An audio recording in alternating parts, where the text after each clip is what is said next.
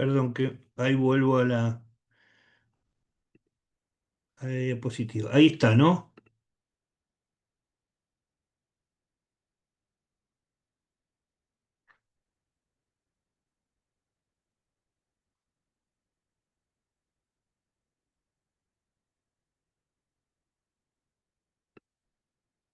Yo les había hablado muy brevemente, habíamos charlado sobre los derechos, bueno, primero sobre los derechos, sobre la nueva generación de derechos, los derechos digitales, los derechos biotecnológicos. Habíamos hablado del derecho de la integridad genética, todo el problema de la manipulación genética. En ese esquema habíamos rápidamente hablado de un caso de estudio de He Jiankui, los gemelos modificados. ¿Se acuerdan del caso chino que había modificado a dos gemelos genéticamente? Muy, muy importante este caso y las repercusiones que tuvo, que terminó en prisión, el científico. La necesidad obviamente de tener una regulación de carácter internacional. Después fuimos a la idea de nuevo derecho, de neuroderechos, en los cuales nos referimos a la protección humana frente a las tecnologías capaces de leer o monitorear el pensamiento, emociones y las decisiones. Obviamente anotamos los principales o pensamos, reflexionamos juntos los principales neuroderechos propuestos, nos preocupamos respecto de los desafíos éticos y legales, vimos las tecnologías que afectan a los neuroderechos, principalmente la interfaz cerebro-computadora, el impacto en los derechos humanos tradicionales.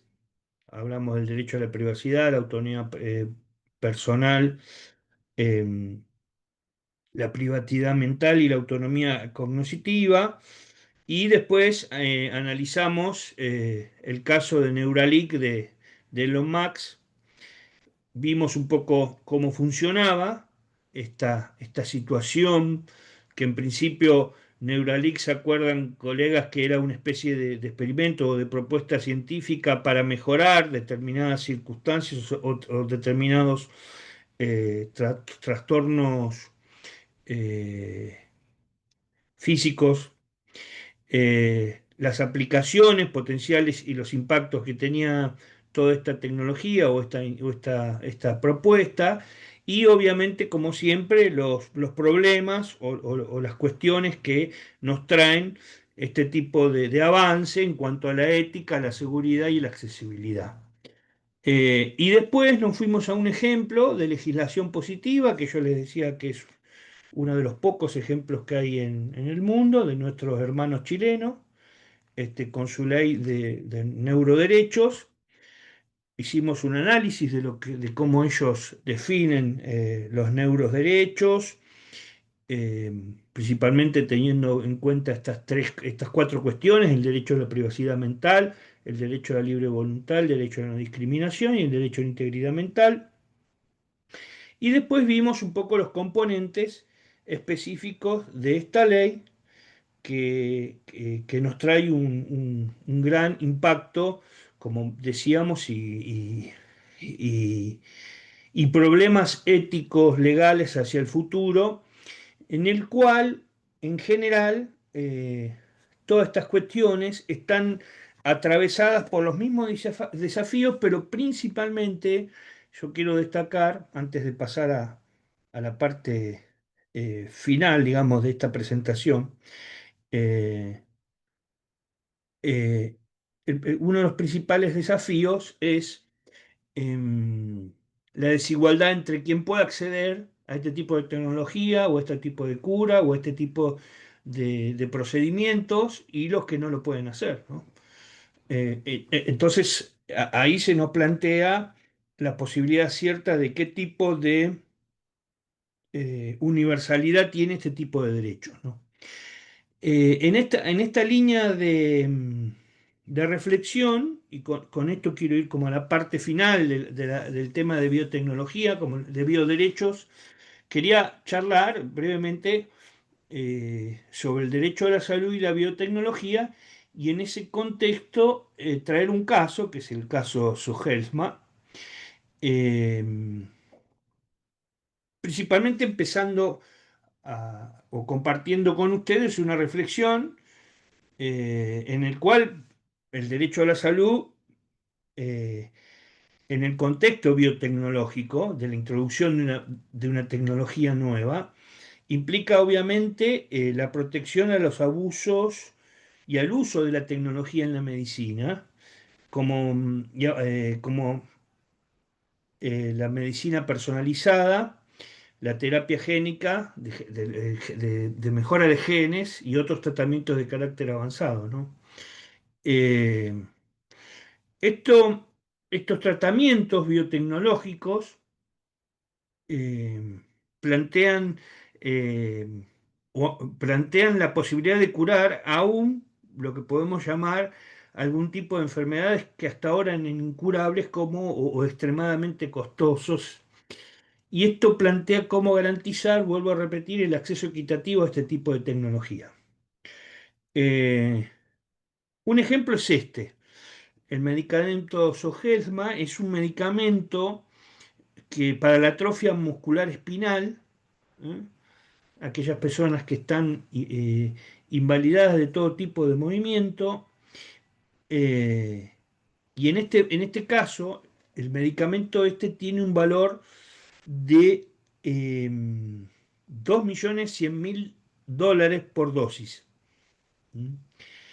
Es lo que hace que el acceso a este tipo de medicación eh, esté limitado a aquellos que solamente tienen el dinero y no hay recurso público o sistema de país de salud pública que pueda cubrir este tipo de costos, ¿no? De costos. Eh, este tipo de medicamento es una terapia genética desarrollada para tratar este padecimiento, y que es una forma de las más graves de enfermedad, eh, y fue creado por un laboratorio que ustedes que deben conocer, que se llama Novartis, eh, que viene a dar tratamiento de cura a las neuronas motoras de la médula espinal, y que esta afectación de estas neuronas afecta o provoca la debilidad muscular progresiva. Eh,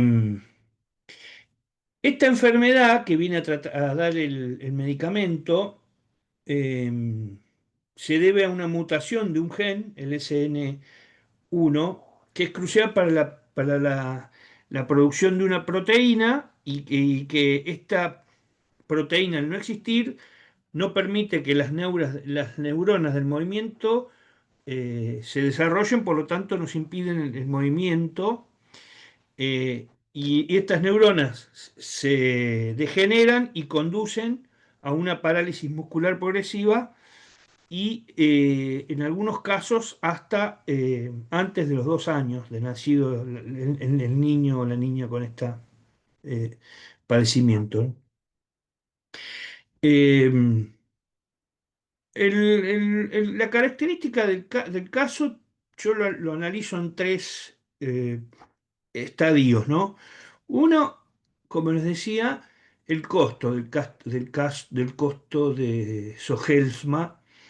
Es uno de los medicamentos más caros del mundo, con un costo, ya les decía, de 2.100.000 dólares, con lo que se convierte en un punto de controversia muy difícil de saldar, generando debates, como les decía, sobre la accesibilidad del tratamiento innovador y la ética para establecer precios tan altos para terapias que pueden salvar vidas, ¿no?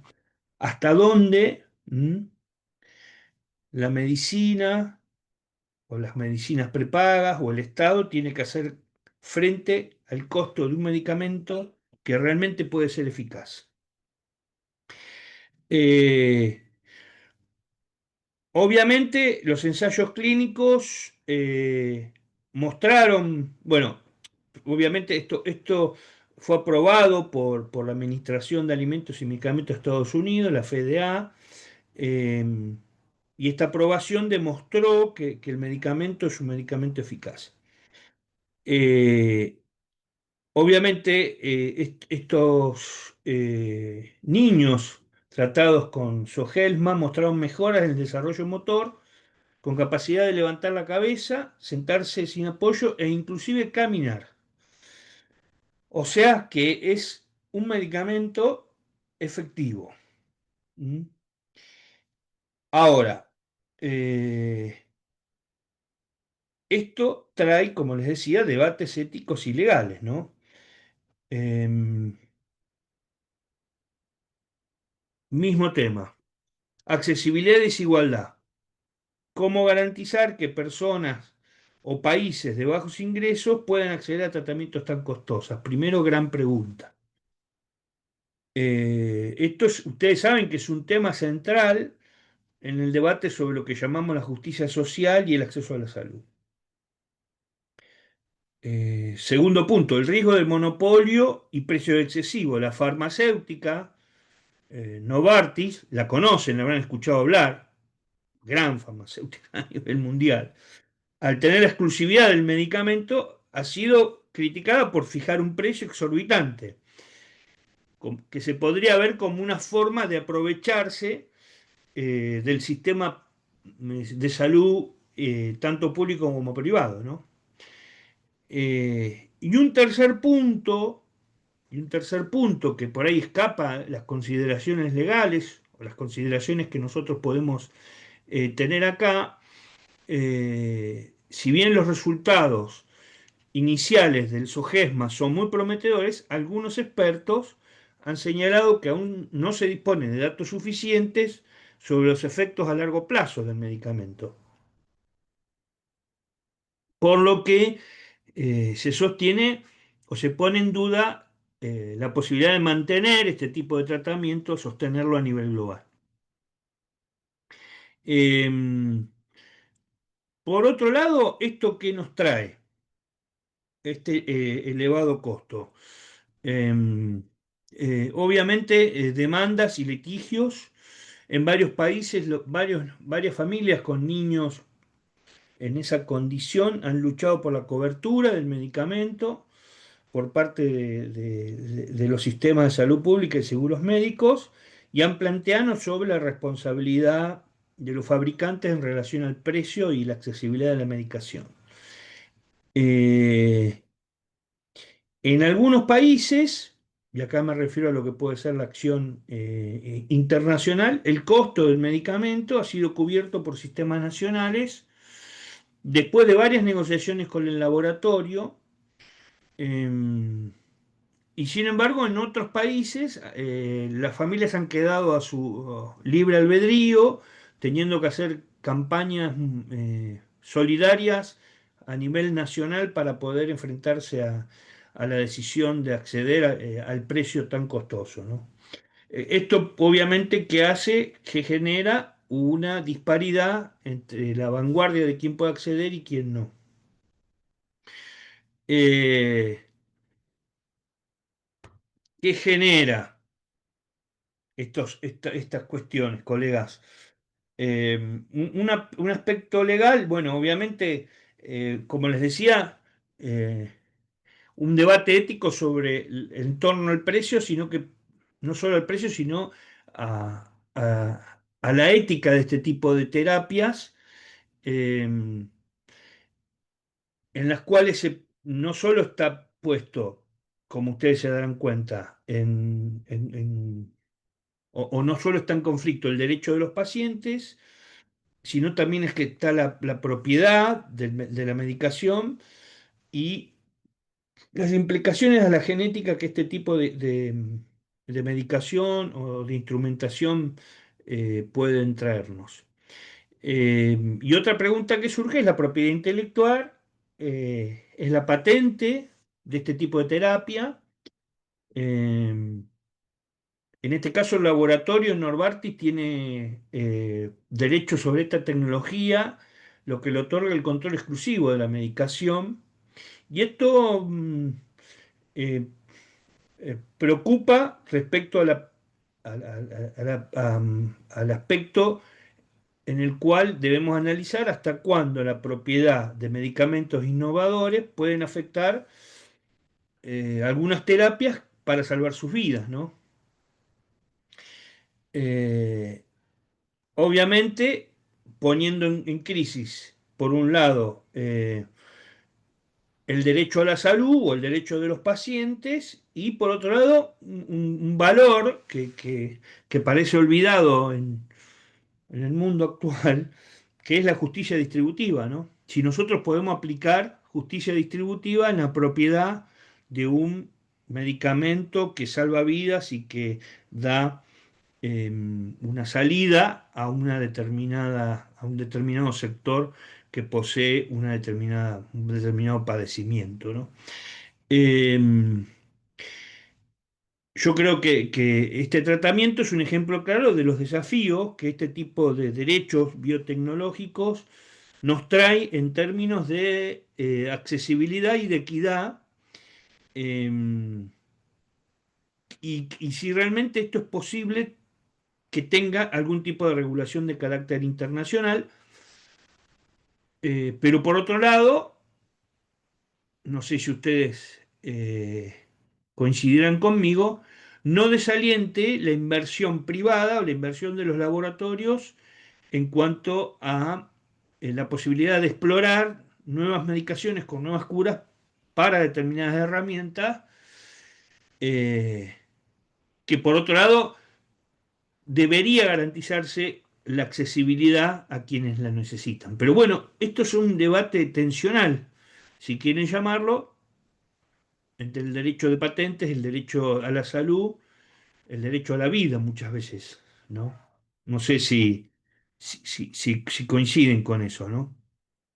Pero me parece que es uno de los problemas que trae este tipo de derechos de cuarta generación o nuevos derechos, este, y más con este tipo de modelos de propiedad que son propiedad tecnológica o propiedad biológica, que trasciende obviamente el concepto de propiedad tradicional que tenemos de las cosas. Eh, no sé qué opinan, no sé si alguien tiene alguna opinión respecto de esto, pero me parece que es un tema de bastante conflictividad. Sí, doctor, buenas noches. Sí, Compañeros, buenas noches. Sí, referente a ese medicamento que usted hace referencia, en realidad habría que hacer un análisis de tipo médico y un análisis ético y un análisis jurídico. Desde esos tres puntos de vista, por ejemplo, se puede analizarle, ¿no? Como bien dice usted, en realidad es un medicamento que sirve sobre todo para la enfermedad que usted bien menciona, que es una enfermedad de tipo genética y que fue desarrollado por los laboratorios Novartis. Es importante mencionar de que este laboratorio Novartis, la patente que él tiene es del año 2019. Y si hacemos un poco de historia, en el año 2018, Novartis compró a una empresa que estaba desarrollando este tipo de medicamento y que según refiere los anales médicos, no dentro de lo que es la parte de a nivel de redes sociales y la prensa, de que este laboratorio había manipulado, ¿no? Lo digo entre comillas porque no tengo la información certera, ¿no? Pero del aspecto médico nos había llegado la noticia de que este laboratorio que estaba trabajando en el tema de esta vacuna, entonces había manipulado. Entonces, a nivel de la medicina, nosotros llamamos el caso Avexis, que es una subsidiaria, porque nuevamente Novartis compró esta empresa. Entonces, se decía de que había controversias porque había manipulado los ensayos clínicos. Como digo, no tengo la certeza 100% del caso, se está en investigación. Entonces, desde el punto de vista médico, lo que usted bien menciona, la parte de lo que vale más de 2.100.000 dólares una sola administración, al igual dentro de lo que es ya el análisis jurídico de la situación de las patentes y su regulación, fue aprobado por la FDA en el año 2019 y por la Comisión Europea en el año 2020. como una terapia innovadora. Si bien es cierto, como usted menciona, la parte biotecnológica hoy por hoy ha dado muy buenos resultados en algunas enfermedades, sobre todo en este tipo de enfermedades que son enfermedades raras o enfermedades huérfanos, llamamos nosotros, cuando son enfermedades de tipo hereditarias y congénitas. Esta patente que tiene Novartis está protegida todavía hasta el año 2035, hasta que lleguen y que dé apertura a los medicamentos genéricos. Entonces, igual, el segundo punto dentro del análisis jurídico son las responsabilidades legales que menciona y igual lo que se refiere a las posibles demandas por los efectos adversos que no han sido declarados. Sobre todo, hay indicios de que existe toxicidad hepática. Entonces, existe, para presentar un medicamento dentro de lo que es, se debe presentar varios estudios, fases que existen para que sea aprobado por la Federación de Alimentos y Medicamentos, la FDA. Entonces, hay ensayos clínicos que vuelvo a insistir que todavía están en tela de duda y controversia, sobre todo en el aspecto de los efectos secundarios en lo que es la falla hepática. Habían hecho mención sobre todo lo que es la parte de la protección de la patente del año hasta el año 2035. Entonces, eso hay que tomar en cuenta, ¿no? Es importante de que, si bien es cierto, la medicina hoy por hoy, aparte de lo que es la biotecnología, la nanotecnología, sí está dando resultado en algunas enfermedades, sobre todo de tipo genética, no hay que olvidar estos temas que son temas jurídicos, temas bioéticos y éticos, y sobre todo lo que bien se menciona que es la justicia distributiva por el aspecto económico que se tiene. Cabe recordar Sí, hace muchos años, no sé, doctor, si usted hace un poco de memoria en lo que se refiere a esto como una panacea médica, a nivel en Europa salió un medicamento que se llama la talidomida. Este medicamento de la talidomida era prescrito para los periodos de náusea y vómito de las mujeres que estaban embarazadas y no se hicieron todos los estudios, los ensayos clínicos suficientes, sobre todo en lo que se refiere a los efectos secundarios y en lo posterior de los años empezó a surgir la focomegalia. La focomegalia era una enfermedad donde los niños recién nacidos tenían problemas de malformaciones congénitas en lo que se refiere a falta de bracitos, falta de dedos. Entonces, todo esto es importante mencionar que en realidad, si bien es cierto, no podemos quitarle la situación benéfica de los avances médicos que se tiene dentro de lo que es la medicina y en algunas otras ciencias, ¿no? Esto de lo que es la inteligencia artificial, lo que es los avances científicos hoy por hoy han dado resultados de muchas de las enfermedades que antes no teníamos esa situación de enfrentarnos, pero ahí viene pero la parte económica. La parte económica, si bien es cierto, los laboratorios farmacéuticos se han lucrado de la situación de estos de tipo de enfermedades que tenemos hoy por hoy. Ese es mi comentario, doctor. muchas gracias, Diego. ¿Vos sos abogado, Diego? Sí, abogado y médico. Ah, muy bien, porque ahí se ve una formación médica. Muchas gracias, Juan. Sí, sí, coincido con vos. A eso, para complejizar un poquito, hay que agregarle el costo, ¿no? El costo de este tipo de medicación, que son realmente inaccesibles para el 99% de la población y también muy, muy difícil, o al menos conceptualmente difícil, de determinar si el costo puesto por el laboratorio es el costo que corresponde, ¿no? Si es un precio justo, si quieren llamarlo de alguna manera. Eso por un lado. Por otro lado, está el derecho, y yo diría el derecho a la desesperación del paciente cuando el paciente tiene un tema de eso, de estos, o cuando uno debe decidir por un hijo, por ejemplo, con un tema de esto.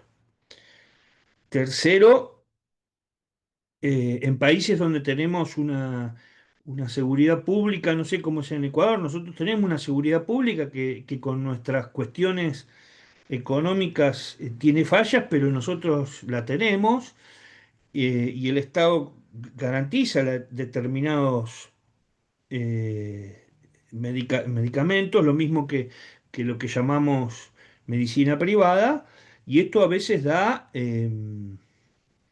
lugar a las acciones de pedido de este tipo de medicamentos, aún de medicación, no sé si esto sucede en Perú, en Ecuador, aún de medicación en estado de estudio, sin mucha certeza con sus efectos, por la vía del amparo de salud, ¿no? Eh, entonces, esto también, y muchas veces la justicia falla contra la medicina privada o contra el Estado, y el Estado debe hacerse cargo de estos costos, y eso también es otro tema a debatir, ¿no?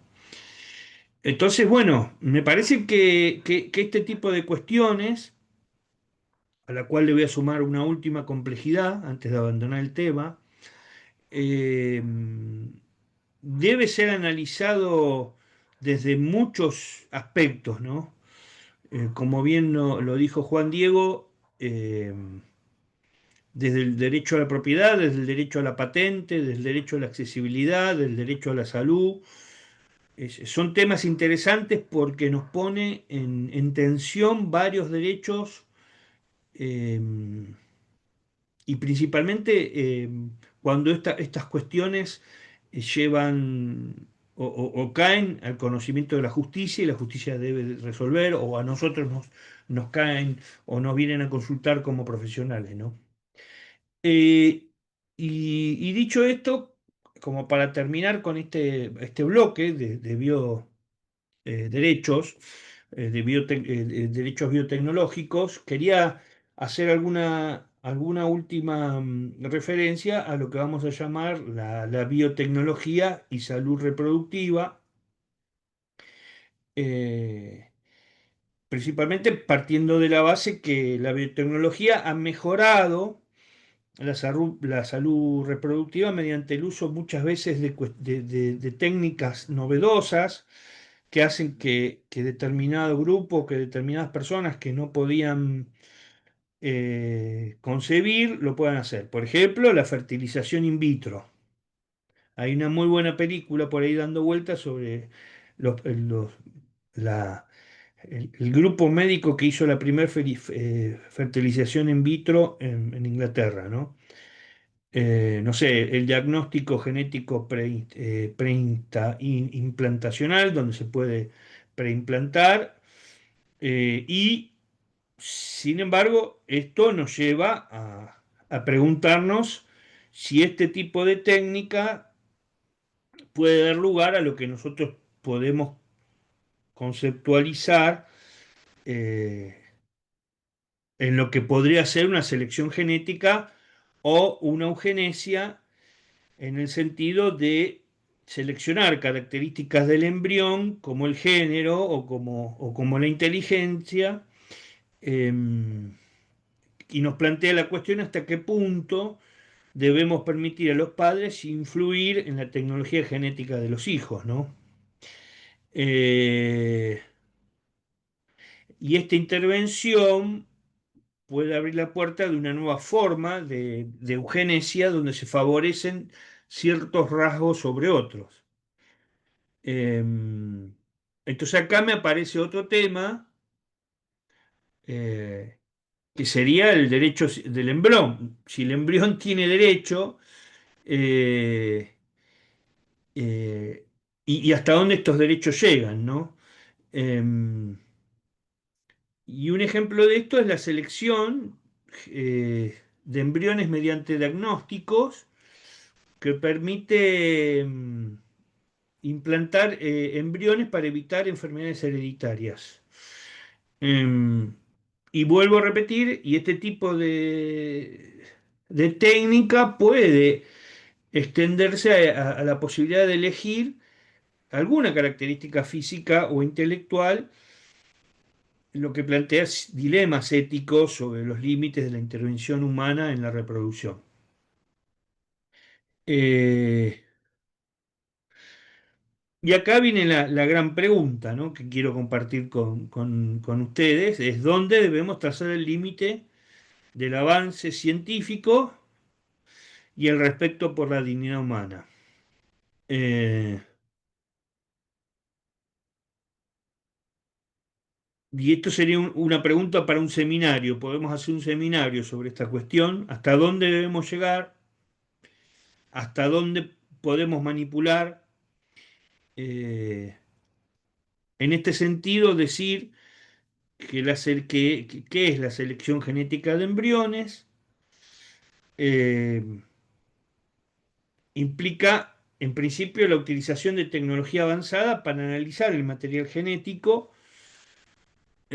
antes que sean transferidos al útero de la mamá. Y permite, obviamente, a los médicos seleccionar sin enfermedades, eh, sin enfermedades genéticas o defectos, como podríamos llamarlo de otra manera, o incluso elegir embriones con características o con determinadas características, dependiendo obviamente de la tecnología y de la voluntad de los padres. O sea, los padres podrían elegir cómo serían sus hijos, ¿no? Em, y acá hay dos procedimientos. Uno sería el diagnóstico genético preimplantacional, es el más común de la selección genética. Se utiliza para identificar alteraciones genéticas y cromosómicas en los embriones durante la fertilización in vitro. En este procedimiento, los embriones se desarrollan hasta el día 3 o el día 5 y ahí se toma una célula del embrión, se hace una biopsia para analizar el material genético. Eh, y a través de unas determinadas técnicas se puede detectar la presencia de mutaciones específicas o anomalías cromosómicas. Eh, y el objetivo es, obviamente, evitar la transferencia del embrión con trastornos genéticos graves. eh, por lo tanto, el embrión se elimina. Eh, la edición genética de embriones, el CRISPR Cas9, eh, permite modificar directamente el ADN de los embriones antes que se implanten. Y a diferencia del anterior, solo detecta mutaciones, la edición genética puede corregir ciertos defectos e incluso, y acá hay una cuestión bastante delicada,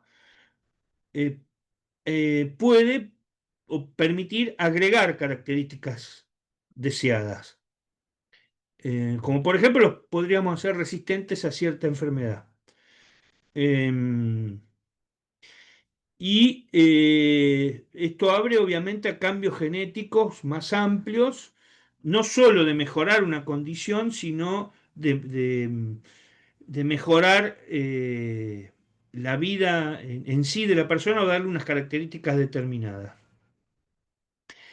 Eh, Obviamente, el uso de la selección genética del embrión tiene que ver con la prevención, obviamente, de enfermedades genéticas hereditarias, anemia, fibrosis quística, distrofias musculares, falciformes, algunas condiciones que pueden detectarse a través de esta técnica, selección de características físicas o cognitivas, seleccionar eh, no solo evitando enfermedades, sino, no sé, rasgos deseables como el color de ojos, el género, habilidades cognitivas o físicas.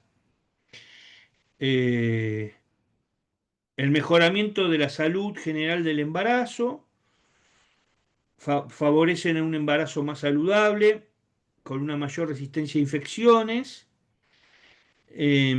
Y, por último, lo que llamamos la creación de embriones neutros para donar, que es otra aplicación que surge de la selección genética, que es la creación de embriones no solamente para que sean compatibles con los padres, sino para otros miembros de la familia. O sea, por ejemplo, esto lo habrán visto, crear hermanos que sirven como donantes, por ejemplo, de células madres para tratar enfermedades genéticas que afectan, por ejemplo, a un hermano mayor. Estos son casos que han sucedido, ¿no? ¿Y esto que nos abre, una vez más, colegas? Implicancias, obviamente, éticas, sociales y legales, ¿no? Eh, Desde la ética y la eugenesia, uno de los debates más intensos en torno a la selección genética de embriones es la cuestión si podría estar permitido modificar la genética de seres humanos para mejorar rasgos no relacionados con enfermedades. Primera pregunta. La posibilidad de crear bebés perfectos. Creo que lo hemos visto en la historia, ¿no? No sé si ustedes recuerdan por allá, por la década del 40, en algún lugar se hacían experimentos para crear bebés perfectos o raza perfecta. Em, que inclusive puede dar lugar a la creación de sociedad con clases genéticas y con la posibilidad de discriminar determinadas características genéticas, ¿no? Y obviamente la posibilidad de eliminar a personas que no entran dentro de este molde genético, en los cuales obviamente la eugenesia de eliminación, por ejemplo, de personas con algún tipo de discapacidad, ¿no? Eh, Ustedes saben que hay países donde determinadas personas con discapacidad han sido ya, no existen más porque son eliminadas previamente. Entonces, bueno, ahí habría otra pregunta. Obviamente el acceso y la desigualdad, y acá se plantea lo mismo, el acceso a la tecnología genética puede estar limitado a factores económicos, con técnicas de fertilización in vitro muy costosas, con acceso desigual. Eh, Esto también es una de las complicaciones que nos puede traer la biomedicina y que podría traer impactos irreversibles en la genética humana. Y obviamente la regulación, perdón, y la supervisión, ¿no? En la cual algunos países permiten este uso de tecnología solo para enfermedades graves, eh, y bajo la supervisión de la OMS está trabajando en guías y recomendaciones para asegurar la investigación y el uso de la edición genética sea responsable, ético y seguro, ¿no? Eh, Como para concluir este punto, la selección genética de embriones eh, y todo este tipo de técnicas ofrece obviamente la posibilidad de eliminar o de mejorar la salud de nuestros hijos hacia el futuro, pero también me parece que plantea una serie de cuestiones éticas, sociales y legales que deben ser reguladas con mucho cuidado, ¿no? Mientras que los avances tecnológicos médicos, no sé qué piensan ustedes, pueden ofrecer eh, avances significativos, mejoras significativos, eh, esta idea de que los padres puedan crear seres humanos con características seleccionadas por ellos, como si fuera a pedido, junto con los riesgos asociados a la manipulación genética, requiere, obviamente, colegas, un análisis profundo de los límites de la intervención de la naturaleza humana y del respeto por la autonomía y la dignidad del individuo. Eh,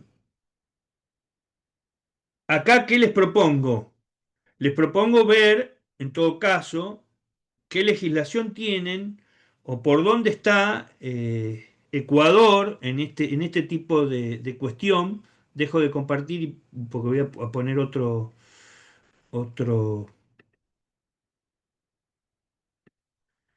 em, ¿Dónde está el Ecuador en este tipo de cuestión?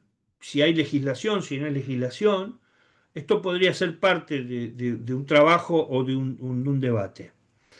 Em, a ese respecto, a ese respecto, ya que igual veo que está faltando mucha gente, pero igual lo quiero ir diciendo, em, vayan haciendo los trabajos que están en el portal y em, vamos a hacer un pequeño conversatorio el último día de clases con todos ustedes sobre sus trabajos y yo voy a tener que poner una nota. Eh, Esto va a ser el día eh, martes que viene. Inclusive yo les voy a proponer, como somos muchos y para llegar, yo me voy a conectar un rato antes en el aula, como si fuera a dar clase, si esto es posible, y si no en la parte de tutoría. Entiendo que en el aula me puedo conectar. Y a medida si pueden ir entrando, yo puedo ir charlando con ustedes, poniendo una nota, y así todo el mundo tiene una nota de concepto. Con algunos tengo un concepto ya, gente que ha participado muy bien, otros ni le conozco la cara, porque no han tenido ni siquiera la amabilidad de prender la cámara. Así que, obviamente, no es lo mismo, ¿no? Persona que participa, persona que ni se le conoce la cara.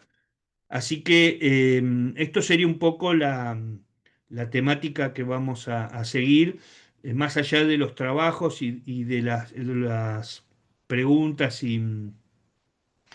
y cuestiones que están en el aula habitual. Yo tengo que poner una nota final. Así que les pediría que vayan preparando un tema, eligiendo un tema, tranquilos, el tema que ustedes deseen.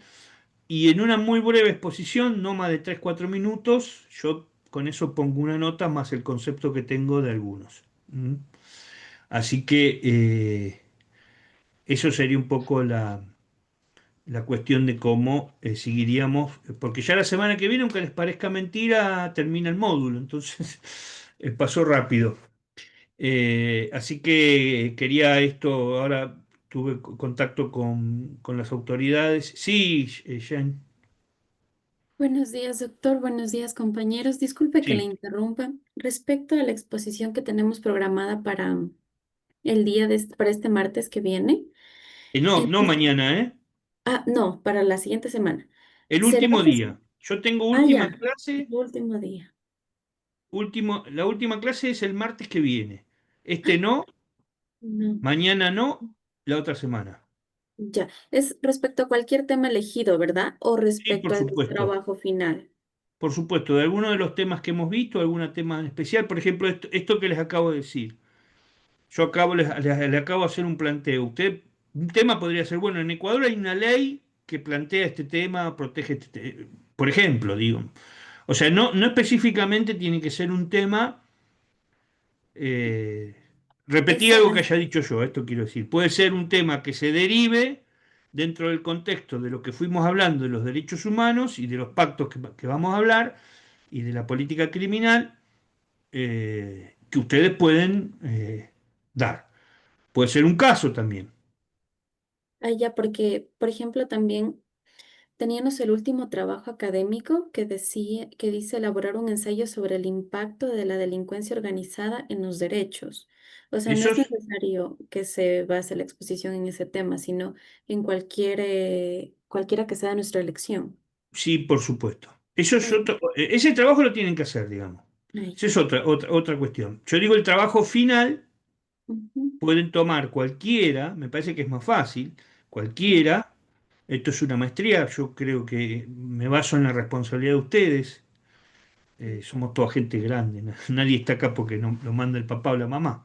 Entonces digo, yo me baso en esto, estamos entre colegas, eh, hacer esto. Lo único que les pido es que como somos muchos, por eso hoy le preguntaba a Diego, creo que con Diego hablé temprano, de cuántos éramos. Él me dice que somos 30 y pico, yo acá veo 19, o sea, nos están faltando un montón de gente. Entonces yo, como yo no sé, y hay gente que no conozco porque no he hablado nunca, ni le he visto la cara, yo voy a necesitar un poquito más de tiempo ese martes. Entonces yo no sé si en 2 horas llego. Entonces les pido, si les parece, nos conectamos un rato antes, los que puedan, y yo empiezo a charlar con algunos en ese horario. Y voy poniendo la nota y después se van desconectando, ya está, no hay ningún problema. Pero eso lo haríamos el último día, si están de acuerdo. Ah, ya. Ok, muchísimas gracias, ¿Eh? doctor. Otra cosa, tal vez podríamos reforzar un poco respecto al tema, por ejemplo, que trataremos en el foro 2 y en la tarea, respecto al desarrollo de los tratados internacionales contra la delincuencia organizada. Estoy con eso, es el tema que voy a dar. Eso. Muchas gracias, doc. Eso es. Ahora sus deseos son órdenes, Jenny. Paso Gracias. al power de delincuencia transnacional y delitos Doctor, transnacionales. yo le quería hacer una consulta. Perdón, ¿Quién soy habla? Patricia Muñoz. Patricia. Yo, Patricia Muñoz. ¿Cómo está? Buenas noches. Sí, Del tema que nosotros escojamos, puede ser un caso práctico también, por aplicado en la supuesto, materia que hemos visto de crimen organizado y el tema de tratados internacionales. por supuesto. Obviamente puede ser un caso práctico de alguno de los temas que estemos visto o que se desprendan de lo que estamos viendo. ¿Se entiende? O que se Sí, desprendan de lo que que es estamos un viendo. poco Porque, más fácil de pronto la dinámica de interacción cuando se analizan casos, ¿no? obviamente, por supuesto, por ejemplo, vamos a hablar de delincuencia organizada transnacional. Ustedes pueden tranquilamente hablar de un caso. ¿M? Y ustedes lo analizan en base a la convención, por ejemplo, digo yo, no sé. Pero tengan en cuenta que esto tiene que ser sintético, porque somos muchos. Entonces, en 3, 4 minutos ustedes me tienen que contar un poco el resultado. Obviamente me interesaría a mí también saber si les interesó el módulo, pero eso lo hablaremos ahí ese día. ¿Eh? Así que lo vamos a hacer así. Igual faltan, porque falta este tema, falta un tema también que me parece que es muy interesante, que es todo lo que, al menos introductorio, porque no nos da más el tiempo, que es todo lo que es los crímenes internacionales, la CPI y, y la persecución de determinados delitos graves que atentan contra la humanidad, que también va a incluir la reflexión. Así que si les parece, esa sería un poco la idea. Yo igual voy a poner un mensaje allí en el aula virtual para que todo el mundo sepa a qué atenerse. ¿Mm? ¿Estamos de acuerdo? Bien, Muchas gracias. un gusto. Bueno, a pedido del público, vamos a hablar sobre un rato, sobre tratados internacionales contra la delincuencia eh, organizada, ¿no? Y ahora voy a hablar un minuto de derecho penal, un minuto nomás. Em, Ustedes saben ¿qué es el delito? A ver, vamos a hablar un minuto, colegas, a ver, ayúdenme. A ver, ¿hay algún penalista entre nosotros? ¿Qué es el delito?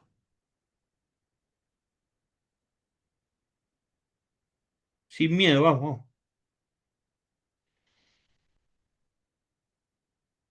¿O qué definición de delito conocen? Es la acción típica, antijurídica y culpable. Bien. Acción típica, antijurídica, Sí, perdón. de acuerdo a En ese nuestro, buenas sentido, noches, doctor. De Hola. acuerdo a nuestro Código Integral Penal, el COIP está catalogado, que se llama el COIP, aquí en Ecuador. El delito se define como la conducta típica, antijurídica y culpable, Bien, sancionado con una pena, eso fundamentalmente. bien. Derecho penal uno para los abogados, derecho penal uno, no sé, o básico, no sé cómo lo tiene en Ecuador. Yo lo tengo derecho penal uno. ¿Mm? Eh, entonces, para que haya un delito, tiene que haber una conducta esa conducta tiene que estar prohibida, ¿se acuerdan? Eh, entonces yo voy analizando la teoría del delito, ¿se acuerdan? Primero veo si hay conducta, después veo si digo que hay conducta me voy a ver si hay prohibición, que en general esa prohibición a nivel nacional está dentro del Código Penal y sus leyes complementarias. Después veo si esa conducta, a pesar que esté prohibida, no está justificada, ¿se acuerdan? Veo la justificación. eh, y después, una vez que veo que no está justificada, ¿eh? Eh, obviamente estoy diciendo las causas de justificación que cada código tiene,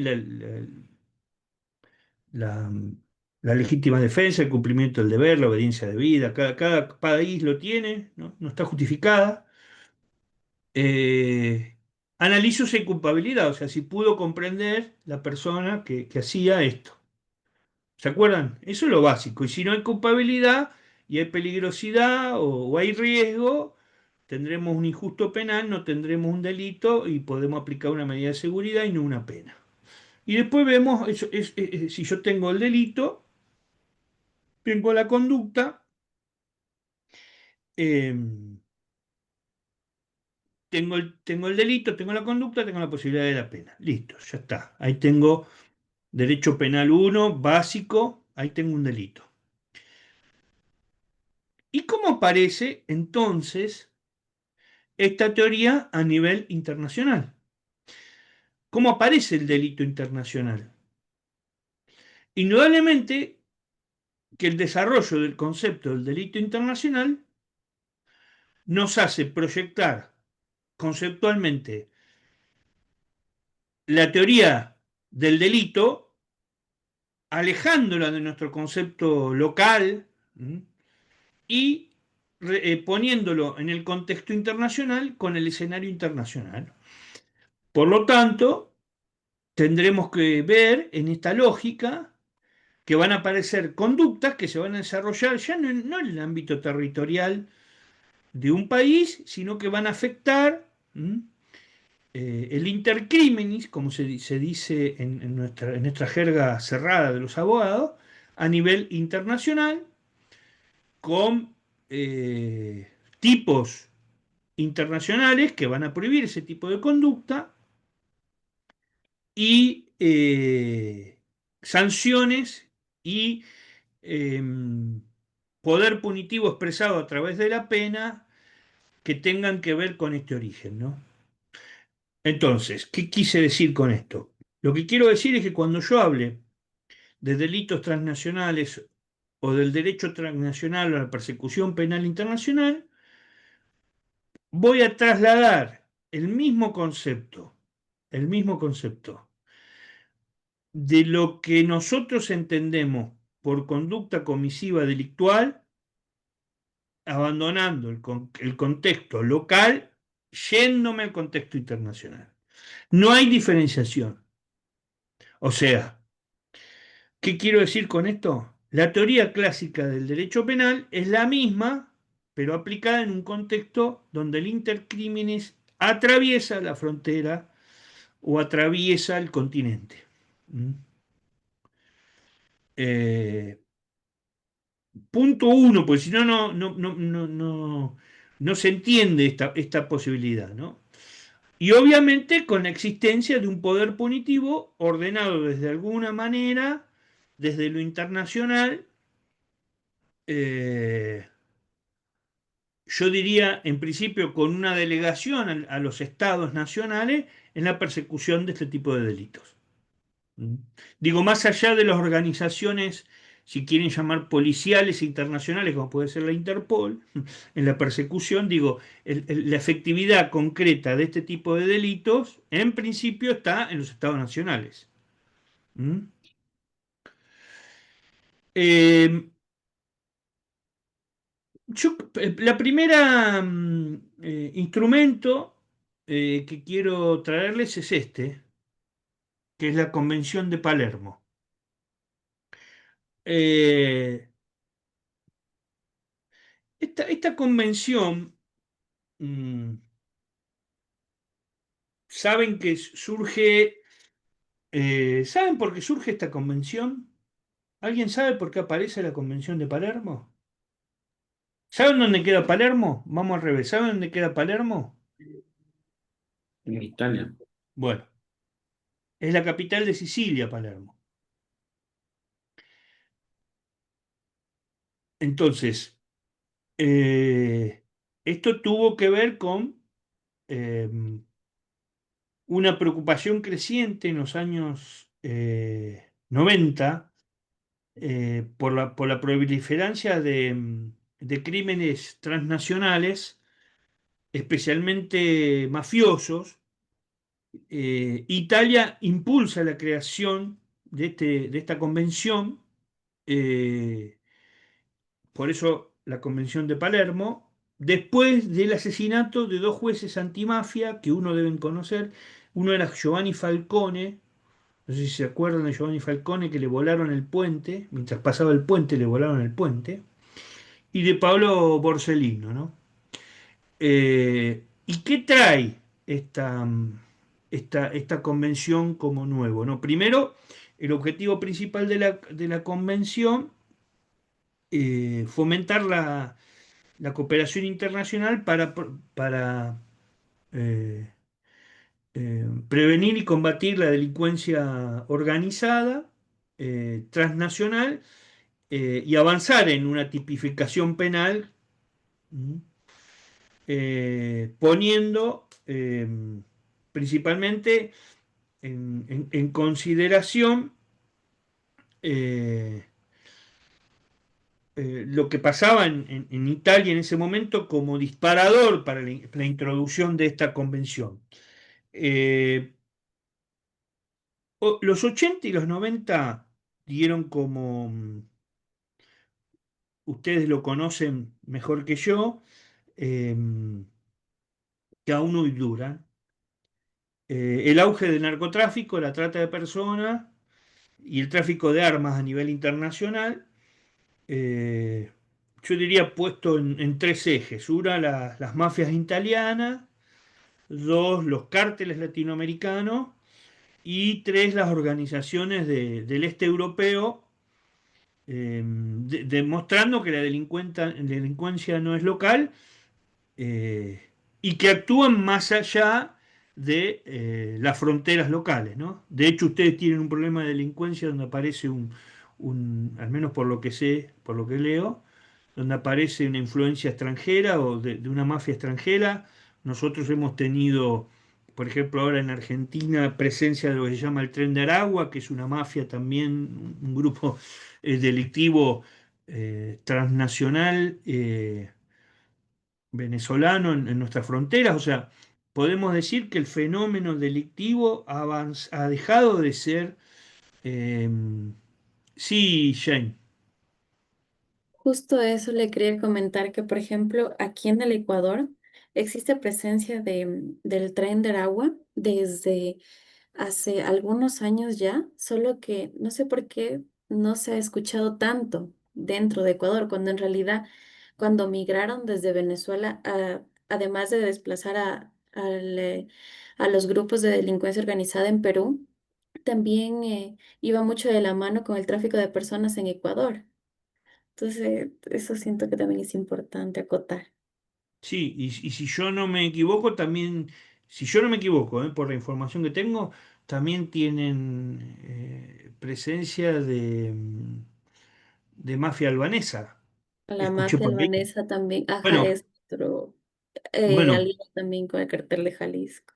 bueno, por eso digo, ya no podemos hablar de un fenómeno delictivo ecuatoriano o argentino puramente local, sino que vemos que aparece todo este tipo de cuestionamiento, de cuestión, donde la acción delictiva, vuelvo a repetir, el intercriminis que nosotros estudiamos allá en primer año, hoy es transnacional, pasa la frontera. Por lo tanto, es necesario, obviamente, este tipo de convención, eh, la cual fue precedida, yo diría, por la Convención de Naciones Unidas en el 98, que decide avanzar en este sentido, ¿no? La necesidad de firmar un protocolo una convención que lleve a el combate o a la persecución de este tipo de delito.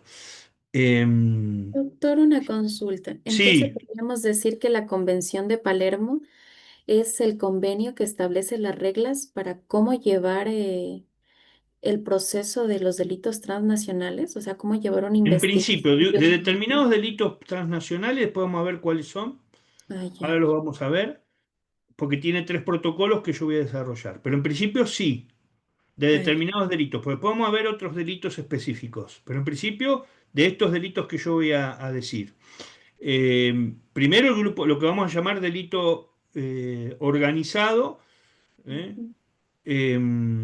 Como, y que inclusive la convención define al grupo delictivo organizado como un grupo estructurado de tres o más personas que durante cierto tiempo actúa de manera concreta con el propósito de cometer uno o más delitos graves. ¿Mm? Ya. O sea, lo que podría ser, en principio, una similitud a lo que nosotros tenemos como tipificación local de lo que vamos a llamar la asociación ilícita. ¿Mm? Ujú. Eh, También, por otro lado, eh, exige tipificación penal eh, obligatoria, eh, y como todo Estado que suscribe, debe criminalizar ese tipo de delitos. Eh, en el cual también aparece la definición de la participación en un grupo delictivo organizado, el lavado de activos, la obstrucción de la justicia, y también establece criterios de jurisdicción extraterritorial, la cooperación judicial, la asistencia legal mutua y la extradición de delincuentes. Eh, Obviamente vuelvo a repetir, como le dije en la clase, creo que fue en la uno, ¿no? Eh, este tipo de tratados nos redefine el concepto de soberanía, porque aparte transfiere jurisdicción. ¿Mm? Mm, claro. Acuérdense que no estamos en un concepto de soberanía cerrado, sino principalmente con la idea de proteger un valor que va más allá, valor jurídico tutelado va más allá de lo local, va a lo internacional. Sí, Patricia. Sí, Patricia. mi acotación en este punto, doctor. Sí, gracias. Mi acotación en este punto, doctor, en la legislación nuestra tiene un símil muy directo con el tema de justo las asociaciones ilícitas y también los grupos de delincuencia organizada. Pero mi pregunta va enfocada también a cuál es la línea de discrecionalidad entre la concepción de actos terroristas y de delincuencia organizada. Y precisamente va justo con este tema de la Convención de Palermo y en sí de las pronunciaciones de las Naciones Unidas en cuanto a la concepción propia del terrorismo como tal. Sí. em, esta convención específicamente no tiene que ver en principio con el tema terrorismo, sino que lo vamos a ver ahora cuando avance en los tres protocolos que va eh, a, eh, a especificar.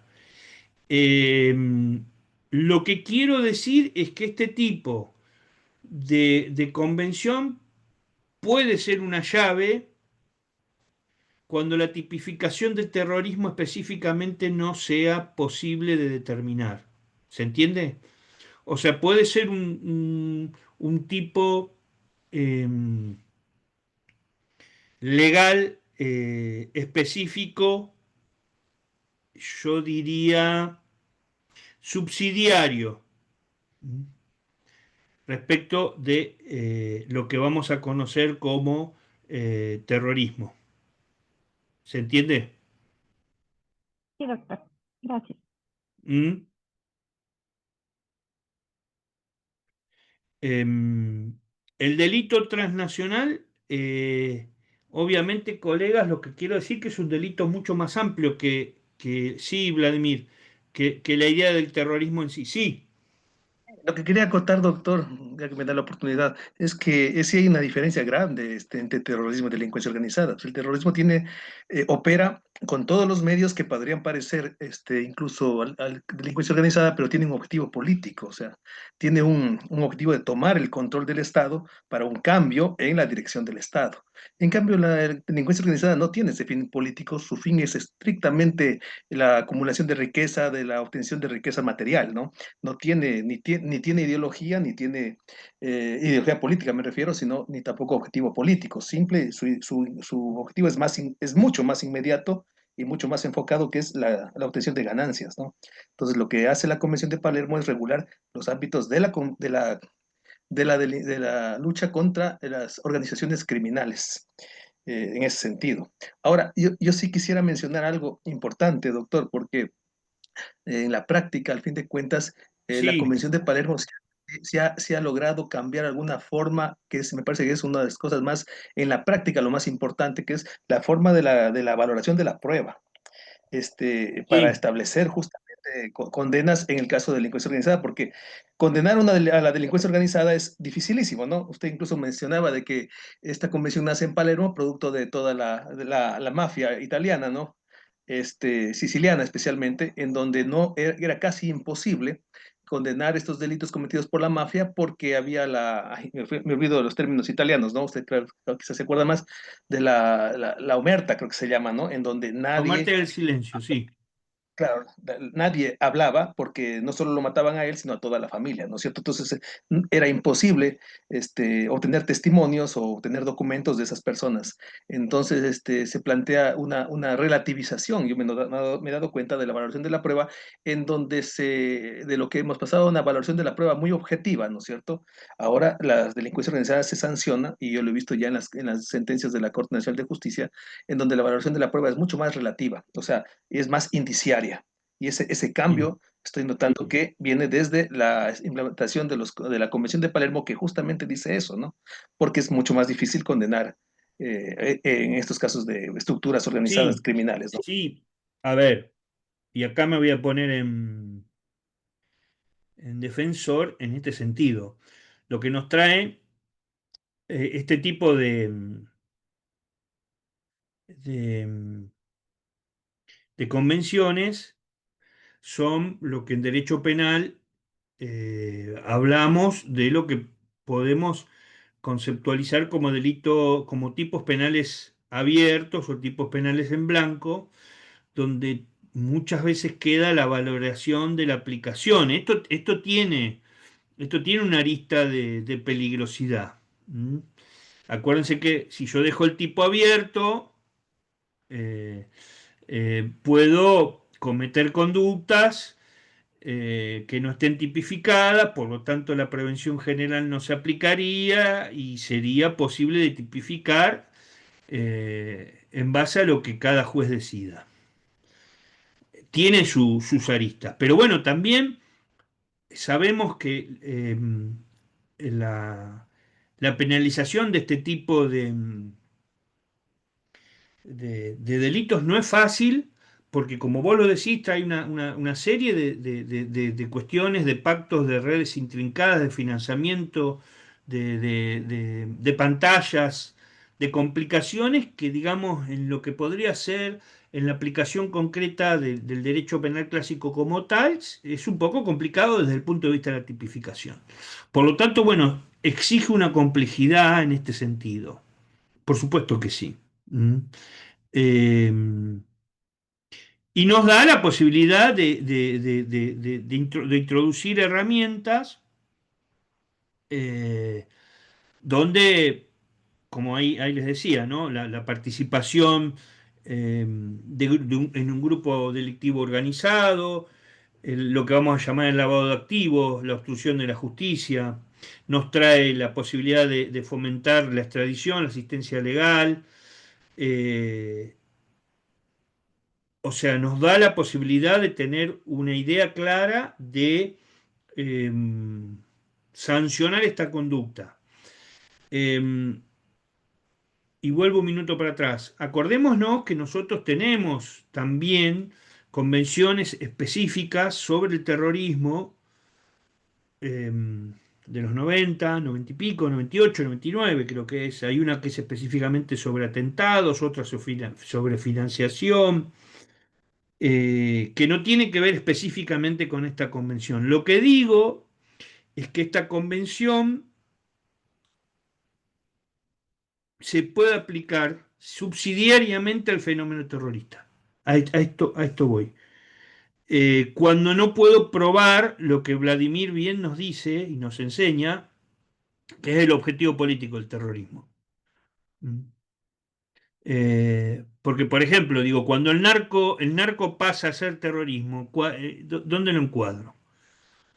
O sea, cuando el narco, por ejemplo, me mete bombas para crear, no sé, conmoción internacional, ¿lo pongo en terrorismo o lo sigo sosteniendo dentro de la convención? ¿Se entiende lo que quiero decir? Cuando en Como verdad, lo que pasó en Colombia con Pablo Escobar, que terminó siendo incluso exacta, candidato. exactamente, ¿qué era eso? ¿Se entiende? O es la utilización de métodos terroristas para el fin de un negocio y no la toma del poder. Bueno, se mezcla, se mezcla. Estamos en un campo de tensión máxima entre garantía, tipicidad, actividad probatoria. Por eso, inclusive, esta es una convención, colegas, que nos permite eh, entregas, nos permite la delación, nos permite la utilización de la gente encubierto. Sí, Patricia. Y es que yo considero que ahí también está la importancia de esa relación íntima que existe entre delincuencia organizada como tal y asociaciones ilícitas, principalmente por el devenir delictivo de este tipo y fines de este tipo de organizaciones. Ahí se tiene el caso, como bien se refiere, del cartel de Medellín, la mafia italiana y demás, que tenían un tema también delictual muy elevado. Y hasta qué punto estas acciones ilícitas caen o incurren en la parte del terrorismo. Y Sí. yo tomo en cuenta hago esta pregunta principalmente porque los decretos ejecutivos que se suscitaron en el Ecuador, en cuanto a, disculpen, estoy con mis hijas aquí, perdón, No, por en favor. cuanto, disculpen, en cuanto a este tema de los decretos de organizaciones y de la declaración de varias agrupaciones delictuales como terroristas. Entonces, la pregunta también va enmarcada en ese sentido, ¿no? Y disculpen por mis hijas, perdón. No, Patricia, son las, lo que nos pasa cuando estamos desde nuestras casas, nos pasa siempre, ¿no? No hay ningún problema. Sí, es así como lo dices tú. Lo que pasa es que, bueno, después esta obligatoriedad por parte del Estado de criminalizar, al dar la potestad al Estado, aparece esto que decís vos, el problema bueno, un decreto, una ley que dice que esto ahora es terrorismo o esto es una asociación ilícita y nos pone en jurisdicción de un convenio, como por ejemplo esto, con una aplicación de una legislación de carácter específico. Y bueno, pero esto es parte también de la dinámica, yo diría, de política criminal de cada país, o de política simplemente, a veces, a veces. Pero bueno, es un debate un poquito más amplio. Em, cuatro cositas un poquito así ya lo puedo dejar ahí y mañana sigo con los tres protocolos. La convención tiene 41 artículos, por supuesto les pido que le peguen una leída rápidamente. Eh, tiene cuatro partes o cuatro capítulos principales, uno que es de disposición general, donde se definen lo que es un grupo delictivo organizado, lo que es un delito grave y lo que es el lavado de activos, lo que es la jurisdicción internacional y lo que es la corrupción. Eh, un segundo capítulo donde nos refiere sobre las medidas contra la delincuencia organizada, eh, donde aparece la participación en un grupo delictivo, el lavado de dinero, la corrupción pública y privada, la obstrucción a la justicia, y establece otro tema interesante, muy interesante, que tengo varias tesis en este tema que estoy dirigiendo, que es establecer la responsabilidad penal de las personas jurídicas. Otro tema interesante. La persona jurídica como instrumento para cometer este tipo de delitos, ¿no? También ordena medidas de confiscación de bienes, productos, instrumentos de delito, promueve técnicas especiales de investigación, como les decía, entregas vigiladas, vigilancia electrónica, agente encubierto. Ahora vamos a agregar el ciberpatrullaje, muy importante el ciberpatrullaje. Un tercer capítulo sobre cooperación internacional, extradición, asistencia jurídica mutua, transferencia de procedimientos penales y reclusos, investigaciones conjuntas y equipos transnacionales, la Interpol y toda esta cuestión. Y promueve, con el capítulo 4, la implementación de la convención con el establecimiento de autoridades centrales, la necesidad de reformas legales y políticas, y elabora un comité de seguimiento, como toda convención, mediante la conferencia entre partes, ¿no? Y a su vez, y con esto dejo por hoy, ya me cansé. eh, si a ustedes les parece, la convención va a tener a su vez, acuérdense que la técnica de los tratados es tratado general, y si yo quiero resaltar alguna cuestión o algún bien tutelado o quiero visibilizar una problemática, realizo protocolos. Esta convención nos va a traer 3 protocolos complementarios, y acá lo dejo para resaltarlo mañana. El protocolo contra la trata de personas, el protocolo contra el tráfico de inmigrantes y el protocolo contra la fabricación y el tráfico ilícito de armas. 3 protocolos. Entonces, recapitulo un minuto. Es una convención sumamente importante, es una convención basal de la represión del delito a nivel internacional. Es una convención sumamente importante para la política criminal nacional e internacional, y principalmente es una convención que visibiliza la dificultad que tenemos en el mundo actual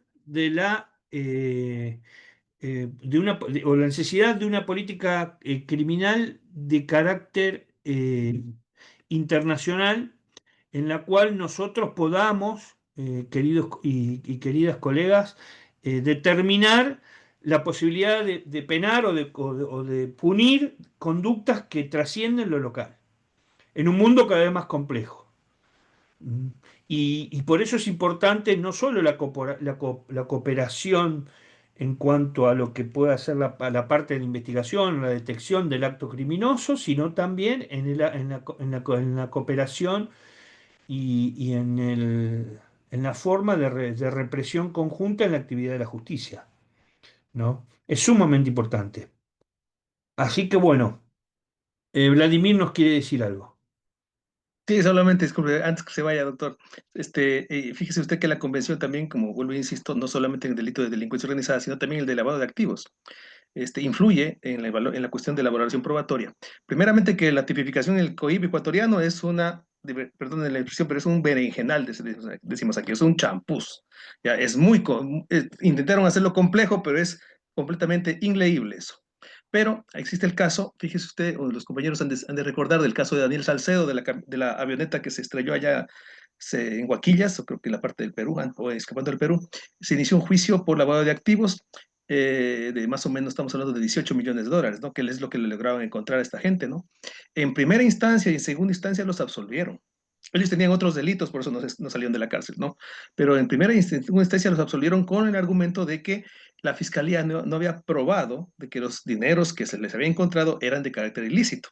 ¿Por qué? Porque partimos del presupuesto de que la presunción, es mejor dicho, que debe, la carga de la prueba es de la fiscalía. Tiene que probar que los activos son ilícitos. Y en primera y segunda instancia los absolvieron porque no se había cumplido eso. La fiscalía no había probado el origen ilícito de los fondos, solamente que estaban en las cuentas de ellos. Este caso llegó a la Corte Nacional de Justicia y en aplicación de conceptos de la Convención de Palermo, dejaron sin efecto todo eso y los condenaron a todos, ¿no? Dispusieron la incautación de la plata de las empresas y les declararon error inexcusable para destitución a los 6 jueces, a los de primera instancia y a los de segunda instancia, porque les dijeron que no están entendiendo o no quisieron entender lo que establece la Convención de Palermo en relación con la tipificación penal de lavado de activos. Entonces, con ese ejemplo, ahora sí, como les digo, hay una concepción diferente de cómo abordar la valoración Bueno, probatoria respecto a delitos de corrupción es compleja, ¿no? lo que pasa, Vladimir, yo ahí voy a sumar una, y ya te doy la palabra a Jane. Voy a sumar un tema más, que es el conocimiento de quienes operamos judicialmente de este tema, de estos instrumentos y del manejo de estas herramientas que tenemos. Muchas veces no hay un conocimiento, no hay una preparación. Dejemos de lado si hay corrupción o no, porque eso es otro tema. Eso es otro tema. Pero hablemos de lo que muchas veces sucede, que hay un desconocimiento de las herramientas o de las responsabilidades internacionales y el deber de utilización. Porque cuando yo firmo este tipo de convenciones, como las convenciones en general, se me resultan obligatorias a mí de aplicación. No puedo aplicarlas de manera subsidiaria. Y a veces el desconocimiento de las mismas personas que debemos aplicarlas llevan a este tipo de cuestiones. Que en el fondo, como bien lo decís, es negligencia, ¿no? Sí, doctor Reyes. ¿Mm? Sí, Jane. Doctor, compañeros, justamente eso yo quería consultar, pero ahora ya me quedó un poco más claro, era en qué momento o cómo se hace una debida aplicación de lo que es este convenio de Palermo. Mi duda era, ¿lo hace el juez o lo hace la corte o quién lo hace? Porque No, si es un a tema, ver, digamos, bueno, por lo menos para mí, nuevo. entiendo que la fiscalía tiene que ir con los argumentos de la convención al pedido al juez, pero, principio, Yuri, Mm, ¿cuál es el principio? no de Principio Curia. no habría. Yuri no Curia, ¿no? Iurinio Vicuria, el juez conoce el derecho, por lo tanto, si no hay una aplicación concreta de la norma, el juez debe aplicarla. El tema es que esa aplicación de la norma no viole el debido proceso y no aparezca una imputación que no estuvo en la imputación de la fiscalía. ¿Se entiende? ¿Para qué? Para no violar el principio de congruencia. O sea, yo te acuso por algo, pero te condeno por otro. ¿Se entiende? Entonces, indudablemente, lo que hay que hacer acá en nuestros países es una calificación, un adiestramiento del conocimiento de nuestros operadores. Y acá hablo de operadores en todo el sentido, quienes son jueces, fiscales, defensores, abogados, para la aplicación o en el caso del rol que cada uno tenga de este tipo de instrumentos, ¿no? Que muchas veces llevan a la no aplicación por esto que les digo yo, por el desconocimiento. Y esto sucede con mucha otra normativa. Y normativa que está puesta a nivel superior que las leyes nacionales, ¿no?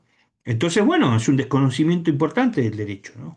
Y una falta grave, y por eso a veces puede habilitar, como nos cuenta Vladimir, la posibilidad de juicio político. Al menos en Argentina te pueden aplicar el juicio político, porque vos no aplicaste una norma que tenías que aplicar. ¿Se entiende, Sí, doctor, Janine? muchísimas gracias. Bueno, eh, no sé si hay más colegas. Yo tengo una mala noticia, Boca ganaba 2-0 y terminó empatando 2-2, así que bueno, lamentablemente yo pensé que iba a tener una noche de festejo, pero bueno, no perdimos y es importante, veámoslo de ese lugar. Así que si no les... Una pregunta. Sí, Zurita, Doctor, claro. sí, había mencionado al inicio que iba a haber como una prueba oral del ensayo. Entonces, más o menos, ¿para cuándo sería esta Ah, pero lo disertación dije varias oral? veces, para el martes. Ah, no, no la escuché. ¿Para el martes? Martes de la semana que viene, sí. Por eso yo el martes de la semana que viene voy a abrir el aula un rato antes, así podemos empezar con algunos que puedan, así Ujú. podemos poner una nota a todos. Lo que vuelvo a repetir, sería bueno, colegas, algunos los conozco, a otros no los conozco, entonces, bueno sería que prendan las cámaras y que participen de alguna manera si puedo tener un concepto. Eh, bueno. Nos veremos mañana si Dios quiere. Tengan buen descanso y saludos a sus familias a la distancia.